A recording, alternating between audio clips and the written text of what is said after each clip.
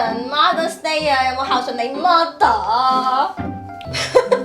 咁咧講到母親節啦，成日周街喺網絡又好啊，行出街啊，你都會見到好多人寫住媽媽 I love you 啊，母親節快樂啊嗰啲咧，你有冇做㗎？我好耐冇講呢句嘢啦，超級耐冇講。咁咧其實好多時候咧，你會發現喺母親節啦，會有啲人係講我愛你啊，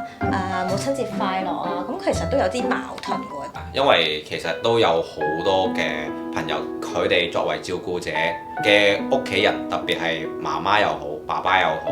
佢哋可能有長期病患，有囤積嘅習慣嘅，但係咧同佢講又唔聽，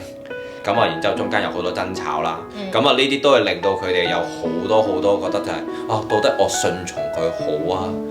放縱佢好呢咁樣。咁所以我哋今日咧又會講一啲個案去見證呢件事啊。其實我都感